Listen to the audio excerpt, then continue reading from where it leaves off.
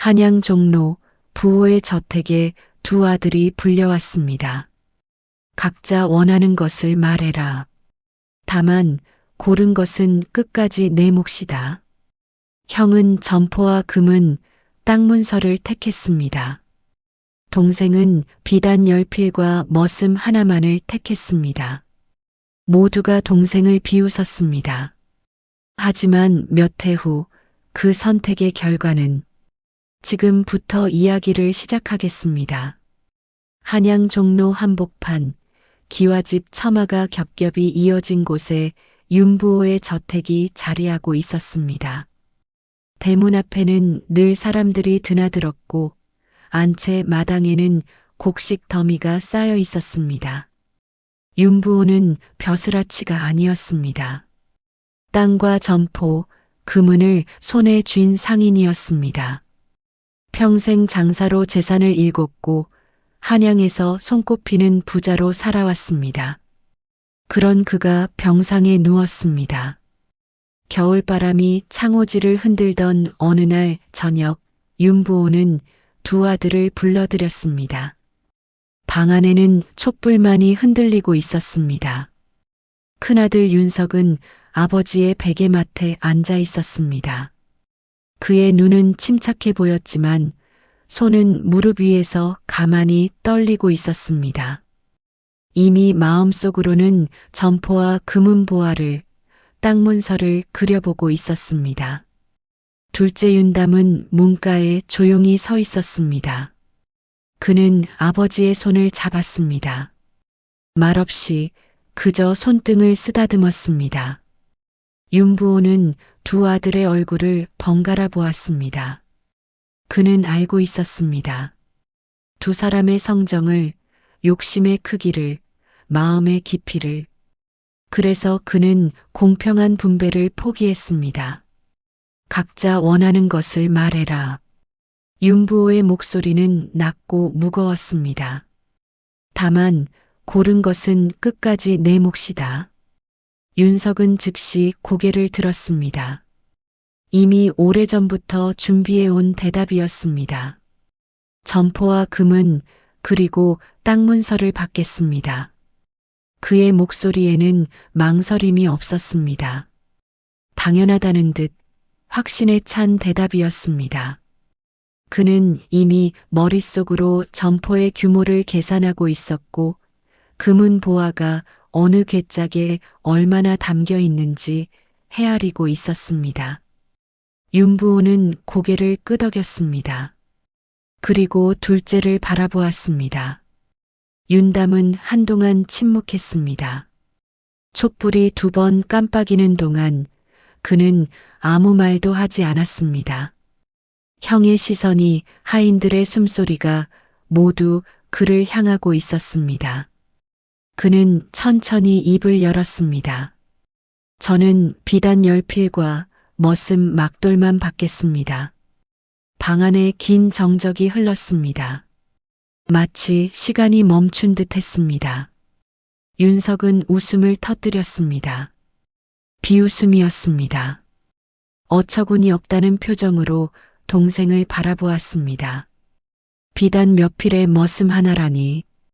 동생, 내가 장사를 알긴 아느냐? 그의 목소리는 방 전체를 채웠습니다. 하인들도 문틈으로 그 말을 들었습니다. 누군가는 고개를 가로저었고 누군가는 혀를 찼습니다. 막돌은 방 구석에서 고개를 숙인 채 자신의 이름이 불린 현실을 받아들이고 있었습니다. 하지만 윤담은 흔들리지 않았습니다. 그는 아버지를 바라보았고 윤부호 역시 아들의 눈을 오래 응시했습니다. 그 눈빛에는 확신이 있었습니다. 무모함이 아니라 어떤 믿음이었습니다. 윤부호는 천천히 고개를 끄덕였습니다.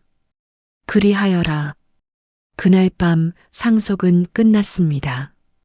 윤석은 하인들을 이끌고 큰 점포로 향했고 윤담은 막돌과 함께 종로 뒷골목의 작은 초가로 들어섰습니다. 초라했지만 조용한 그곳에서 윤담은 이미 새로운 길을 그리기 시작했습니다. 상속이 끝난 다음 날 아침 윤석은 하인들을 이끌고 점포로 향했습니다. 그의 뒤를 따르는 사람들의 발걸음은 가벼웠고 그들의 입에서는 축하의 말이 끊이지 않았습니다. 도련님께서 큰 복을 받으셨습니다. 이제 한양에서 가장 큰 점포의 주인이시니 앞길이 훤하십니다. 윤석은 만족스러운 표정으로 고개를 끄덕였습니다.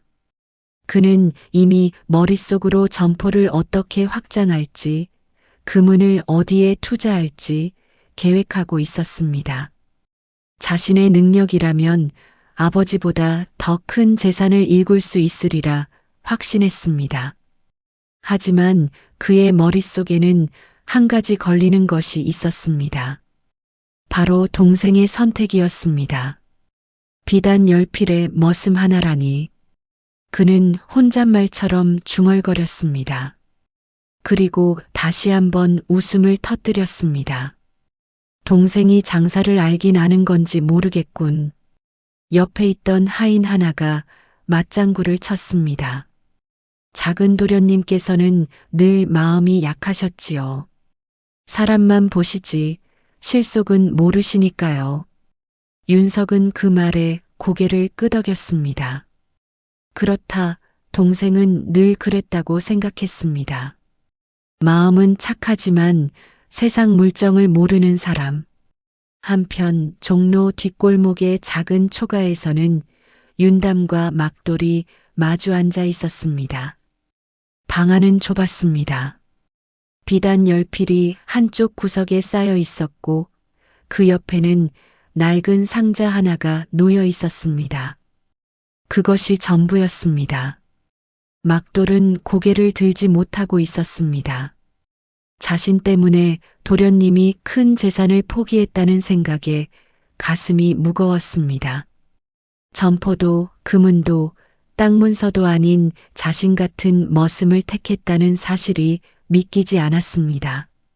도련님, 저는 저 같은 사람을 택하셔서 말끝을 흐렸습니다. 목소리가 떨렸습니다. 윤담은 막돌을 바라보았습니다. 자네를 택한 게 아니야. 막돌은 고개를 들었습니다. 자네의 눈을 택한 거지. 윤담은 천천히 말을 이었습니다. 몇 해 전 상단에 불량 비단이 들어왔을 때를 기억하나? 거래처가 모두 환불을 요구했고 아버지께서 크게 화를 내셨지. 막돌은 고개를 끄덕였습니다. 그날을 기억했습니다. 그때 자네가 말했지. 염색을 입혀 다른 용도로 쓰면 흠이 숨고 오히려 더 귀해질 수 있다고. 윤담은 잠시 멈췄습니다. 그 제안으로 상단은 위기를 넘겼네. 하지만 아무도 자네의 공을 인정하지 않았어. 오히려 꾸지람만 돌아왔지. 막돌은 그날을 떠올렸습니다. 감히 입을 열었다가 돌아온 것은 차가운 눈빛뿐이었습니다. 나는 그날부터 자네를 지켜봤네. 자네가 비단을 만질 때의 손, 사람을 살필 때의 눈. 그것이 장사에 가장 필요한 재산이라는 걸 알았지. 윤담은 막돌의 어깨에 손을 얹었습니다. 이제 우리 둘이서 시작하는 거야. 주인과 머슴이 아니라 함께 길을 여는 사람으로. 막돌은 처음으로 자신의 눈이, 자신의 손이 재산이 될 수 있음을 깨달았습니다. 그의 가슴 속에서 무언가가 뜨거워지기 시작했습니다. 다음 날 새벽 윤담과 막돌은 남대문 시장으로 나섰습니다. 하늘은 아직 어둠이 가시지 않은 푸른빛이었고 거리에는 장사를 준비하는 사람들의 발소리만 들렸습니다. 윤담은 비단 10필 중 3필을 등에 지고 막돌은 나머지를 짊어졌습니다. 남대문 시장은 이미 사람들로 붐비고 있었습니다. 곡식을 파는 상인, 옷감을 펼쳐놓은 보부상, 그릇을 나르는 행상들이 각자의 자리를 차지하고 있었습니다. 윤담과 막돌은 시장 한쪽 구석에 자리를 잡았습니다. 비단을 펼쳐놓자 지나가던 사람들의 시선이 잠시 멈췄습니다. 하지만 곧 다시 발걸음을 옮겼습니다. 한양에는 비단을 파는 곳이 많았습니다. 더 큰 점포도, 더 화려한 비단도 많았습니다. 뒷골목 초가에서 나온 두 사람의 장사가 눈길을 끌 이유는 없었습니다. 시간이 흘렀습니다. 해가 중천에 떴지만 비단은 한 필도 팔리지 않았습니다. 윤담은 침착하게 비단을 다시 정리했습니다. 하지만 막돌은 달랐습니다. 그는 지나가는 사람들을 바라보고 있었습니다. 한참을 그렇게 보다가 막돌이 입을 열었습니다. 도련님, 저기 오시는 분은 혼례를 앞두신 것 같습니다. 윤담이 고개를 돌렸습니다. 중년 부인 하나가 천천히 걸어오고 있었습니다. 어떻게 하나? 손에 붉은 실이 감겨 있습니다. 무언가를 찾고 계신 거지요. 막돌의 말대로 부인은 이 가게 저 가게를 기웃거리고 있었습니다. 막돌은 자리에서 일어났습니다. 그리고 부인에게 다가가 조용히 말을 건넸습니다. 혼례 준비 중이신가요? 부인은 놀란 표정으로 막돌을 보았습니다. 어찌 그걸? 저희에게 좋은 비단이 있습니다. 혼례복에 쓰기 적당한 것으로요. 막돌은 부인을 자리로 안내했습니다. 윤담은 비단 한 필을 펼쳐 보였습니다. 은은한 청색이 햇빛 아래 빛났습니다. 이 색은 오래 묵힐수록 깊어집니다. 혼례 후에도 입으실 수 있고 아이에게도 물려줄 수 있지요. 부인은 비단을 만져보았습니다. 그리고 고개를 끄덕였습니다. 이걸로 하겠습니다. 첫 비단이 팔렸습니다. 막돌은 다시 사람들을 바라보기 시작했습니다. 얼마 지나지 않아 젊은 양반 하나가 지나갔습니다. 저분은 과거 시험을 보러 가십니다. 손에 먹물 자국이 있고 옷이 낡았습니다. 막돌은 다시 양반에게 다가가 말을 건넸습니다. 윤담은 비단 한 필을 펼쳐 보였습니다. 양반은 잠시 망설이다가 비단을 샀습니다. 해가 기울 무렵 비단 세 필이 모두 팔렸습니다. 윤담은 막돌을 바라보았습니다. 막돌은 여전히 사람들을 보고 있었습니다. 그의 눈은 이제 확신에 차 있었습니다. 머슴이 아니라 장사꾼의 눈이었습니다. 윤담은 조용히 말했습니다. 자네의 눈이 맞았네. 이제 알겠어. 우리가 파는 건 비단이 아니야. 사람의 필요를 파는 거지. 막돌은 처음으로 웃었습니다. 머슴으로 살아온 시간 속에서 쌓인 감각이 비로소 장사라는 이름을 얻기 시작했습니다. 다음 날부터 윤담과 막돌은 매일 남대문 시장으로 나갔습니다. 윤담은 물건을 고르고 막돌은 사람을 붙잡았습니다. 역할은 자연스럽게 나뉘었고 서로의 빈틈을 메웠습니다. 윤담은 비단만 팔지 않았습니다. 무명, 염색천, 실까지 다루기 시작했습니다. 그는 유행보다 오래가는 물건을 골랐습니다. 화려하지 않아도 쓸모 있는 것, 값이 비싸지 않아도 튼튼한 것을 찾았습니다. 막돌은 손님의 눈빛만 봐도 무엇이 필요한지 알았습니다. 옷차림을 보고 손에 굳은 살을 보고 걸음걸이를 봤습니다. 저분은 아이를 키우는 어미입니다. 튼튼한 무명이 필요하지요. 저 할아버지는 손주 혼례를 앞두셨습니다. 비단보다는 정갈한 명주가 좋겠습니다. 막돌이 사람을 읽으면 윤담이 물건을 권했습니다. 그리고 손님은 빈손으로 돌아가지 않았습니다. 장사는 빠르게 자리를 잡았습니다. 처음에는 하루에 한두 필 팔리던 것이 이제는 5필, 10필씩 팔려나갔습니다. 윤담은 벌어들인 돈으로 다시 물건을 사들였고 막돌은 더 많은 손님을 끌어들였습니다. 어느 날 윤담이 말했습니다. 자네가 없었다면 나는 아무것도 할 수 없었네. 이제 우리는 주인과 머슴이 아니야.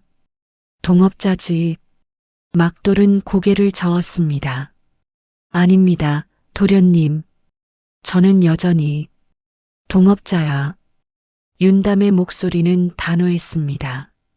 내가 물건을 고를 수 있는 건 자네가 사람을 읽어주기 때문이고 자네가 손님을 끌 수 있는 건 내가 좋은 물건을 준비하기 때문이야. 우리는 하나야. 막돌은 더 이상 말하지 않았습니다. 하지만 그의 가슴 속에서는 무언가가 뜨거워지고 있었습니다. 한편 큰 점포를 물려받은 윤석은 달랐습니다. 그는 점포를 크게 키우려 했습니다. 더 큰 상단과 거래하고 더 비싼 물건을 들여놓으려 했습니다. 하지만 장부는 방치됐고 하인들의 관리는 허술했습니다. 윤석은 술자리가 잦았습니다. 한양의 양반들과 어울리며 체면을 지키려 했습니다. 돈이 나가는 곳을 살피지 못했고 들어오는 곳만 믿었습니다. 처음에는 돈이 있었기에 사람들이 모였습니다. 하지만 돈이 줄자 사람들도 하나둘 떠나기 시작했습니다. 어느 날 관리인 하나가 말했습니다. 도련님, 장부를 한번 확인하셔야 할 것 같습니다. 윤석은 귀찮다는 듯 손을 저었습니다. 그런 건 내가 알아서 하지 않느냐.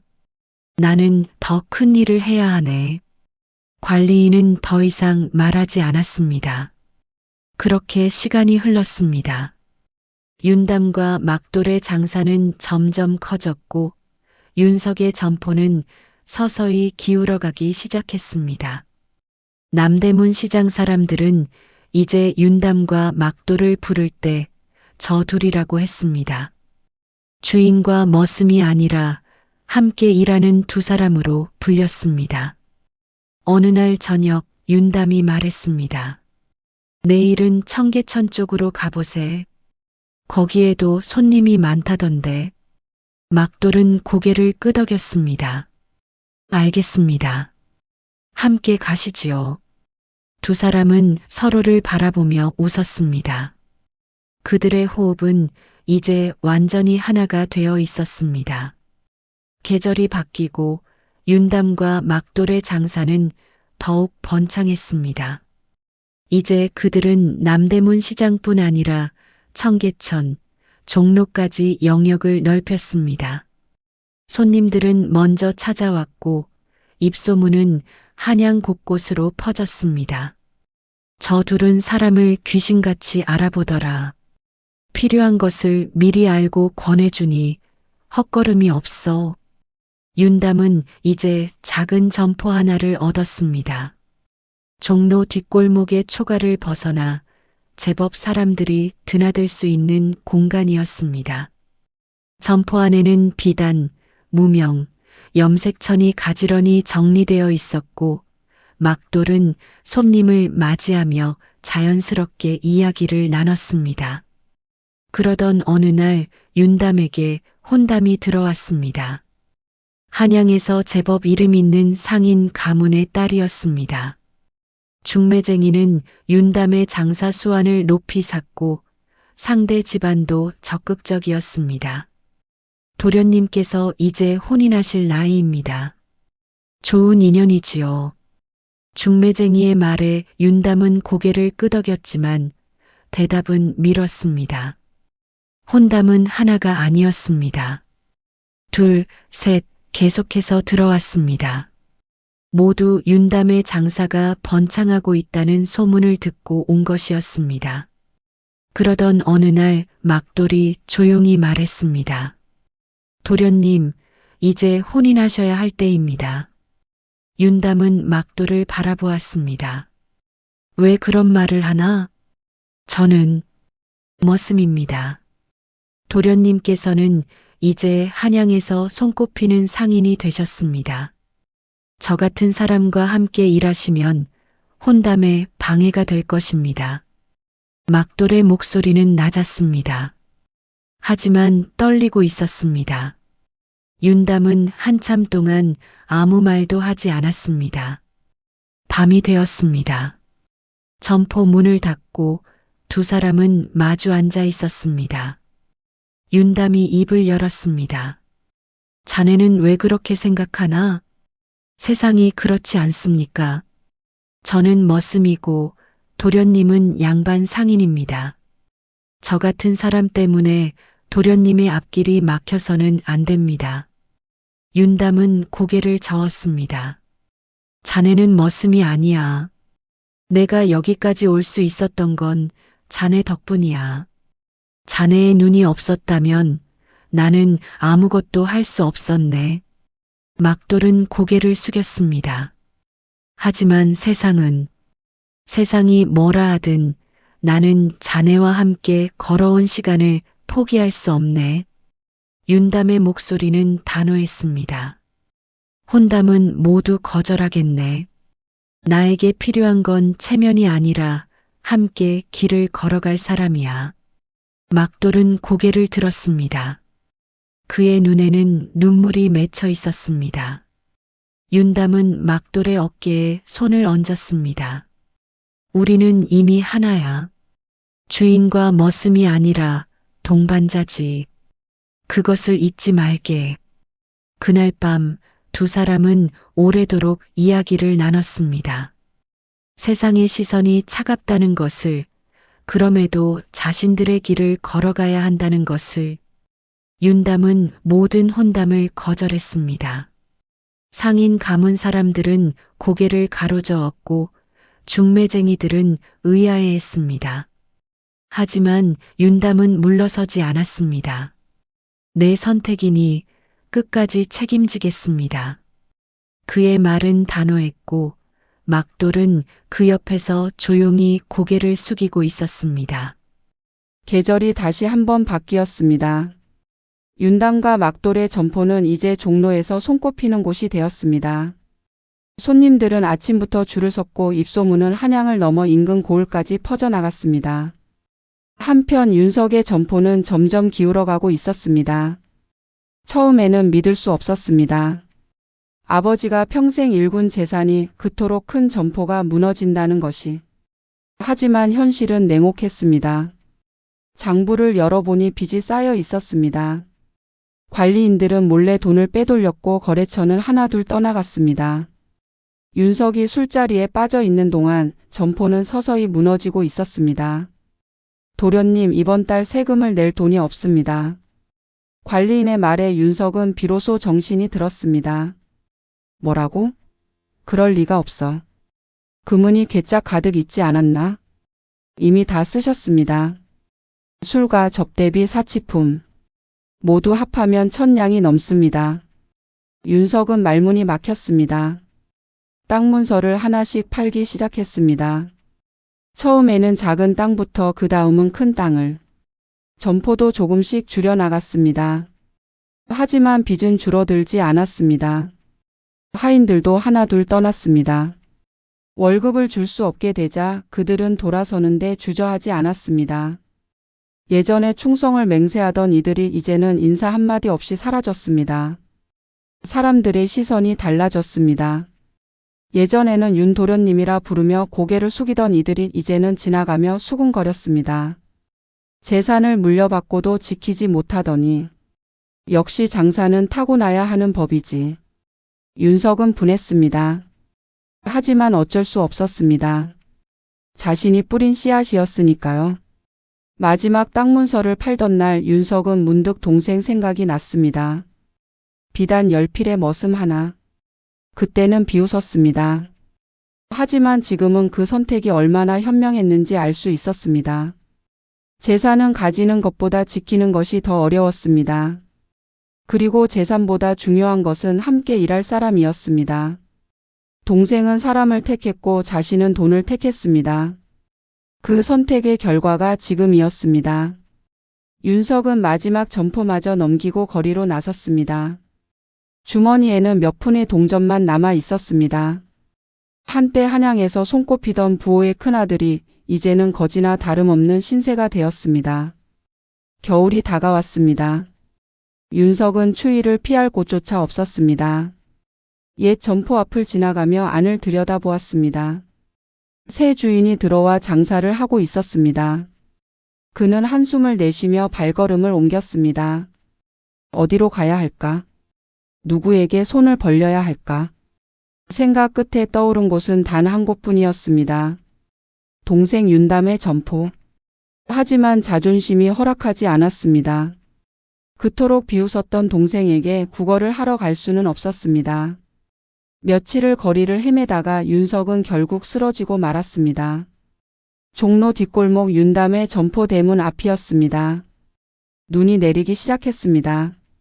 차가운 바닥에 쓰러진 윤석의 몸 위로 하얀 눈송이가 소리 없이 쌓여갔습니다. 이른 아침 막돌이 점포 문을 열었습니다. 그리고 대문 앞에 쓰러진 사람을 발견했습니다. 눈에 덮인 남루한 옷차림, 창백한 얼굴. 막돌은 가까이 다가갔습니다. 그리고 그 얼굴을 보는 순간 숨이 멎었습니다. 윤석이었습니다. 막돌은 급히 윤담을 불렀습니다. 도련님, 큰 도련님께서 대문 앞에. 윤담이 뛰어나왔습니다. 형의 모습을 본 순간 그의 발걸음이 멈췄습니다. 한때 화려한 옷을 입고 하인들을 거느리던 형. 그가 이제 거지처럼 쓰러져 있었습니다. 윤담은 복잡한 표정으로 형을 바라보았습니다. 분노와 연민이 동시에 밀려왔습니다. 자신을 비웃던 그 말들이, 차갑던 그 시선이 떠올랐습니다. 하지만 동시에 함께 자란 형제라는 사실도 잊을 수 없었습니다. 안으로 모시지요. 막돌이 조용히 말했습니다. 윤담은 한참을 망설였습니다. 그러다 천천히 고개를 끄덕였습니다. 그래. 일단 안으로 모셔라. 막돌과 윤담은 윤석을 안으로 옮겼습니다. 따뜻한 방에 눕히고 이불을 덮어주었습니다. 막돌은 부엌으로 가서 따뜻한 죽을 끓였습니다. 한참 후 윤석이 깨어났습니다. 눈을 뜬 그는 천장을 멍하니 바라보았습니다. 그리고 옆을 돌아보니 동생 윤담이 앉아 있었습니다. 여기는 내 점포야. 윤담의 목소리는 담담했습니다. 윤석은 천천히 몸을 일으켰습니다. 그리고 고개를 숙였습니다. 한참의 침묵이 흘렀습니다. 미안하다.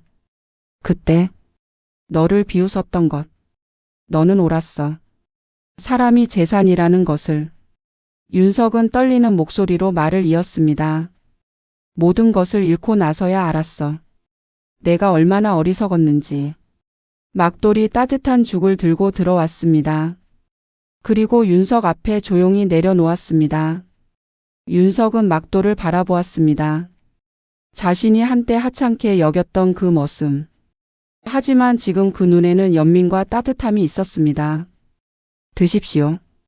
막돌의 말은 짧았지만 진심이 담겨 있었습니다. 윤석은 떨리는 손으로 죽을 떠먹었습니다. 눈물이 흘러내렸습니다. 윤담은 한참을 침묵하다가 입을 열었습니다. 형님, 저는 형님을 받아들일 수 있습니다. 하지만 조건이 있습니다. 윤석은 고개를 들었습니다. 구걸이 아니라 일로 다시 시작하셔야 합니다. 저희 창고에서 일하시며 하루하루 번 돈으로 사시는 겁니다. 윤담의 목소리는 단호했습니다. 재산은 드릴 수 없습니다. 하지만 일할 기회는 드릴 수 있습니다. 그것으로 다시 시작하실 수 있겠습니까? 윤석은 오래도록 고개를 숙이고 있었습니다. 과거에는 상상도 할 수 없는 일이었습니다. 하지만 지금은 선택의 여지가 없었습니다. 고맙다. 다시 시작하겠다. 이번에는 제대로. 윤담은 형의 어깨에 손을 얹었습니다. 우리는 형제입니다. 하지만 특별 대우는 없습니다. 윤석은 고개를 끄덕였습니다. 그의 눈에는 부끄러움과 동시에 희망의 빛이 어려 있었습니다. 다음 날부터 윤석은 창고지기로 일을 시작했습니다. 새벽같이 일어나 창고 문을 열고 물건을 정리하고 장부를 기록했습니다. 한때 하인들에게 시키던 일을 이제는 자신이 직접 했습니다. 처음에는 낯설었습니다. 손은 거칠어졌고 허리는 아팠습니다. 하지만 윤석은 불평하지 않았습니다.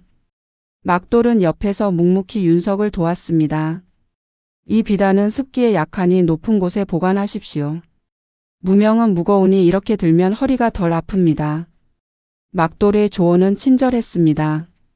과거의 일을 탓하지 않았고 지금의 윤석을 그저 동료로 대했습니다. 윤석은 그런 막돌을 보며 부끄러움을 느꼈습니다. 자신이 한때 하찮게 여겼던 사람이 이렇게 따뜻한 마음을 가지고 있었다는 것을. 며칠이 지나자 윤석은 창고 일에 익숙해졌습니다. 어느 날 윤담이 창고로 들어왔습니다. 형님, 오늘 장부를 한번 보시겠습니까? 윤담은 장부를 꺼내 윤석 앞에 펼쳤습니다. 윤석은 장부를 보며 놀랐습니다. 기록이 정확했고 빠짐이 없었습니다. 들어온 물건, 나간 물건, 남은 돈까지 모두 한눈에 보였습니다. 이렇게 꼼꼼하게 기록을 하는구나. 장사의 기본입니다. 장부가 흐트러지면 장사도 흐트러집니다. 윤담의 말에 윤석은 고개를 끄덕였습니다. 자신이 점포를 운영할 때는 장부를 제대로 보지 않았습니다.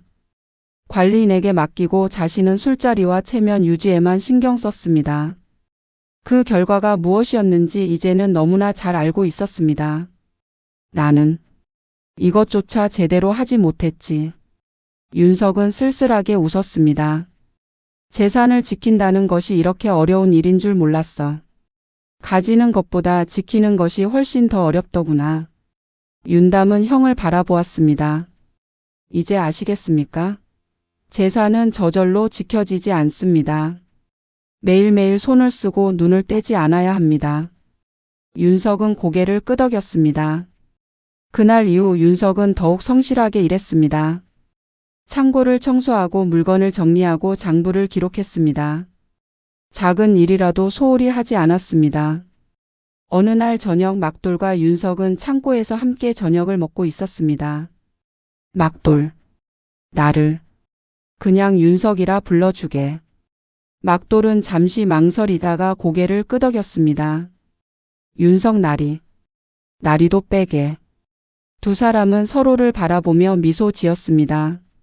한때는 주인과 머슴이었지만 이제는 함께 일하는 동료였습니다. 밤이 깊어갔습니다. 창고 밖에서는 눈이 내리고 있었습니다. 윤석은 창밖을 바라보며 생각했습니다. 자신은 모든 것을 잃었습니다. 재산도 체면도 자존심도. 하지만 그 대신 얻은 것이 있었습니다. 일하는 법을, 절제하는 법을, 그리고 사람을 보는 법을. 이제야 알았습니다. 동생이 왜 비단 열필과 막돌을 택했는지. 재산보다 중요한 것이 무엇인지. 윤석은 작게 한숨을 내쉬었습니다. 하지만 그 한숨에는 후회만이 아니라 희망도 섞여 있었습니다. 계절이 바뀌고 봄이 찾아왔습니다. 윤석은 이제 창고 일에 완전히 익숙해졌습니다. 물건을 정리하는 손놀림이 빨라졌고 장부를 보는 눈도 정확해졌습니다.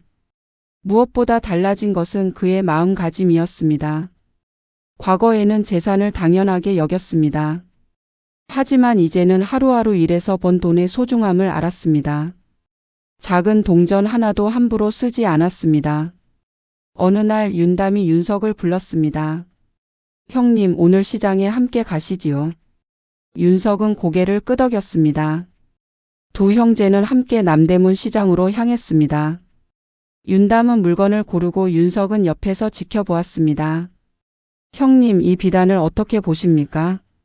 윤담이 물었습니다. 윤석은 비단을 만져보았습니다. 그리고 천천히 말했습니다. 결이 고르고 색이 선명합니다. 좋은 비단입니다. 가격은요? 조금 비싸 보입니다만 질을 생각하면 적정합니다. 윤담은 미소 지었습니다. 형님도 이제 눈이 생기셨습니다. 윤석은 조금 부끄러워하며 웃었습니다. 그들은 시장을 돌며 물건을 골랐습니다. 윤담은 형에게 물건 고르는 법을 조언했고 윤석은 귀 기울여 들었습니다. 점포로 돌아오는 길 윤석이 조용히 말했습니다. 담아 고맙다. 무엇이 고마우십니까? 나를 다시 받아준 것. 그리고 이렇게 가르쳐 주는 것. 윤담은 걸음을 멈추고 형을 바라보았습니다. 형님, 우리는 형제입니다.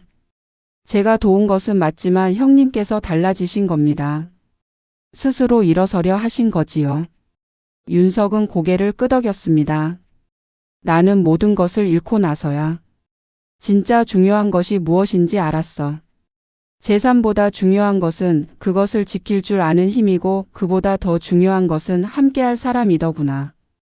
두 형제는 나란히 걸었습니다. 과거에는 서로를 비교하고 시기했습니다. 하지만 이제는 서로를 이해하고 존중했습니다.